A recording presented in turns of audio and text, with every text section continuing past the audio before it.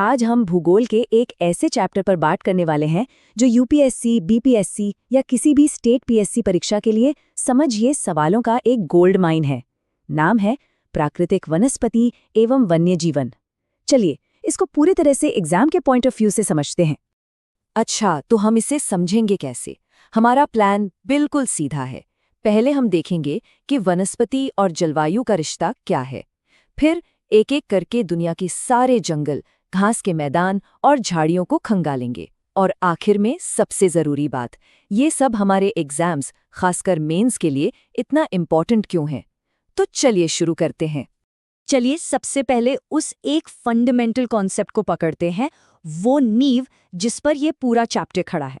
देखिए, इसकी शुरुआत होती है एक बहुत ही साधारण सी बात से, सलीमा की एक यात्रा से। जैसे जैसे वो हिमालय में ऊंचाई पर जाती है, वो नोटिस करती है कि अरे, नीचे जो साल और सागवान के जंगल थे वो अब नहीं हैं। उनकी जगह ले ली है नुकीली पत्तियों वाले शंकुधारी पेड़ों ने। और थोड़ा और ऊपर जाने पर तो बस छोटी छोटी घास ही दिखती है। तो सलीमा की इस यात्रा से हमें क्या पता चला? यही इस चैप्टर का गोल्डन रूल है कि किसी भी जगह की प्राकृतिक वनस्पति कैसी होगी, ये बस दो मेन चीजों पर डिपेंड करता है। एक, वहां का तापमान, और दो, वहां की नमी या बारिश।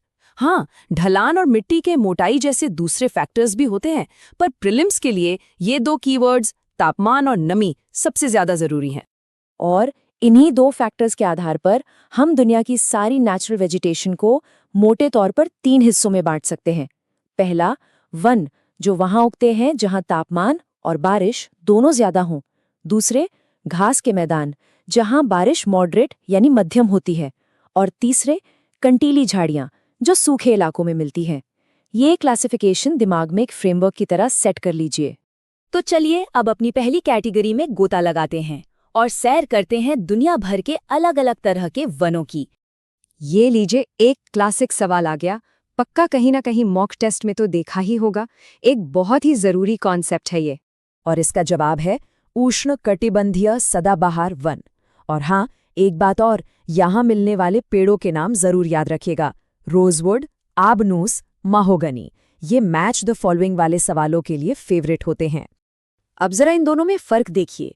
एक तरफ है सदाबहार वन जो हमेशा हरे रहते हैं, और दूसरी तरफ है उष्णकटिबंधीय पर्णपाती वन, जिन्हें हम मानसूनी वन भी कहते हैं। ये सूखे मौसम में अपनी पत्तियां गिरा देते हैं ताकि पानी बचा सकें। भारत में ज्यादातर यही वन पाए जाते हैं, और बाघ, हाथी जैसे शानदार जानवर इन्हीं जंगलों की शान हैं। अच्छा, अब जैसे जैसे हम भूमध्य रेखा से दूर ठंडे इलाकों यानी शीतोष्ण कटिबंध की ओर बढ़ते हैं, तो वहां भी हमें सदाबहार और पर्णपाती दोनों तरह के वन मिलते हैं। यहाँ ध्यान देने वाली बात यह है कि इनके बीच का फर्क और इनके इलाके जैसे कि पूर्वोत्तर अमेरिका, चीन, न्यूजीलैंड, इनको याद रखना बहुत जरूरी है। लोकेशन बेस्ड सवाल यहीं से बनते हैं। अब ये दो बहुत ही खास तरह के जंगल देखिए।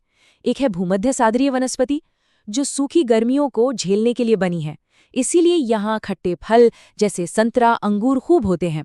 और दूसरी तरफ है शंकुधारी वन, इन्हें टैगा भी कहते हैं। ये भयंकर बर्फीली सर्दियों के लिए बने हैं। इन दोनों का जो की फीचर है ना, वो है अडैप्टेशन, यानी अपने माहौल के हिसाब से ढल जाना। ये एक छोटा सा फैक्ट बेस्ड सवाल है, लेकिन कभी कभी यही एक नंबर का फर्क डाल देता है। टैगा का मतलब होता है शुद्ध या अछूता। ये नाम उत्तरी गोलार्ध के उन विशाल घने शंकुधारी वनों के लिए इस्तेमाल होता है। और यहाँ मिलने वाले जानवर भी खास होते हैं, जैसे सिल्वर फॉक्स और मिंक, जिनकी मोटी फर उन्हें कड़ाके की ठंड से बचाती है।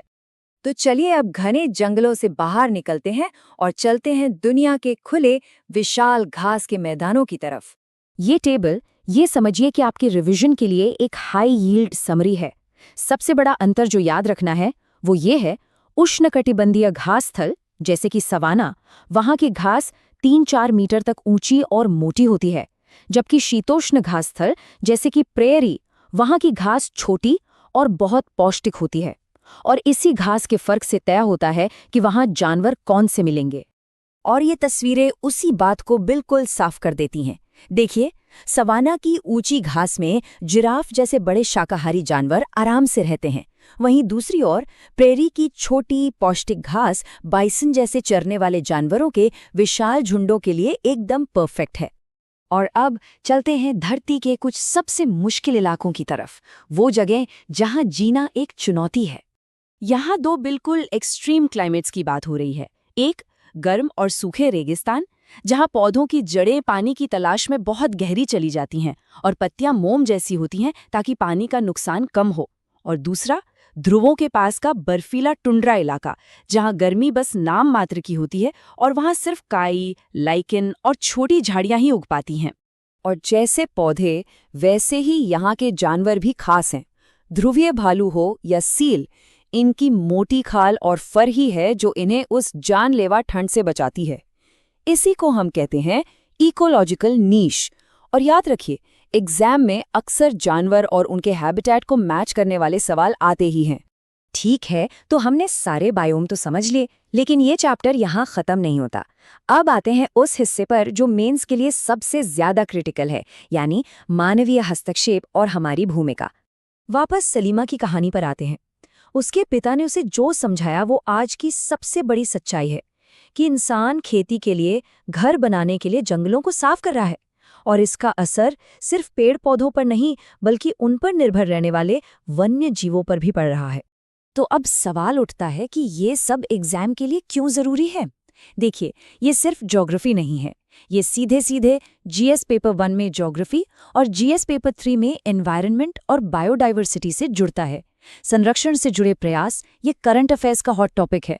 तो प्रीलिम्स हो या मेंस, यहाँ से सवाल बनना तय है। और आखिर में हम इस एक सवाल के साथ इस चर्चा को खत्म करते हैं। ये जो प्राकृतिक वनस्पति का नक्शा हमने आज देखा, वो पत्थर की लकीर नहीं है। ये एक बदलता हुआ, एक जीता जागता डॉक्यूमेंट है। इसे जलवायु परिवर्तन और इंसान दोनों मिलकर हर रोज बदल रहे हैं। जरा सोचिए, आज से 50 साल बाद ये नक्शा कैसा दिखेगा? ये एक ऐसा सवाल है जो मेंस के किसी ऐसे में या फिर इंटरव्यू में आपके सामने आ सकता है।